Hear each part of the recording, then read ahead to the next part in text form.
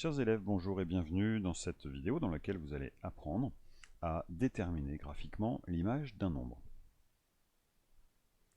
Voilà un premier exemple de question, déterminer graphiquement l'image de 1 par f, par la fonction f. Alors quand on lit déterminer, ça veut dire trouver. Graphiquement, ça veut dire qu'on va utiliser un graphique. Donc vous avez nécessairement, dans ce genre de question, un repère dans lequel est dessinée la courbe représentative d'une fonction. Ici, c'est une fonction qui s'appelle f. Si on veut déterminer l'image du nombre 1, ça veut dire que 1 est l'antécédent. Si on veut trouver l'image, ça veut dire qu'on connaît l'antécédent. Donc 1 est l'antécédent, il est donc à chercher sur l'axe des antécédents, des abscisses, l'axe des x, et donc c'est l'axe horizontal. Donc on cherche notre 1 sur cet axe, on le trouve facilement ici. Il nous reste, pour aller lire son image, à nous déplacer verticalement. On va rejoindre la courbe verticalement, soit en montant, soit en descendant. Ici, on voit qu'on doit descendre jusqu'à la courbe et on descend jusqu'au -2, qu'on va aller lire sur l'axe ici des ordonnées.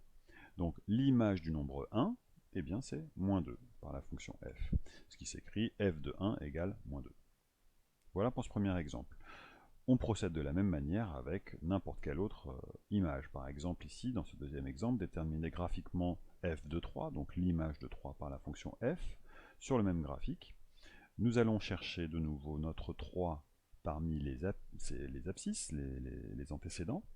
Donc horizontalement, on cherche le nombre 3, il est ici. Puis on se déplace verticalement pour rejoindre la courbe. Ici, on voit qu'il va falloir monter. On monte jusqu'à la courbe et on lit qu'on monte en fait jusqu'au nombre 2. L'ordonnée ici c'est 2. Donc l'image du nombre 3 par la fonction f, ce sera le nombre 2. Ou bien f de 3 est égal à 2. On peut aussi procéder à une lecture graphique qui est parfois moins précise, comme ici. Dans ce troisième exemple, l'image de 0,5, cette fois-ci par la fonction f, de nouveau sur le même repère, le même graphique. On va chercher le 0,5 parmi les antécédents, donc sur l'axe des abscisses. Voilà. Le 0,5 est ici, entre le 0 et le 1. Puis, une fois qu'on a repéré ce 0,5, on se déplace verticalement pour rejoindre la courbe. Donc ici, il faut descendre jusqu'à la courbe. Là, hélas, c'est pas extrêmement précis.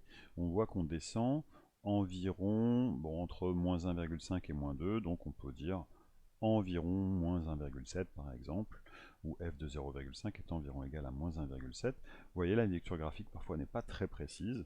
C'est pour ça qu'il est souvent préférable d'avoir plutôt une formule pour calculer l'image d'un nombre. La détermination graphique, comme on vient de la faire, présente parfois des approximations. Voilà, merci pour votre attention. À très bientôt.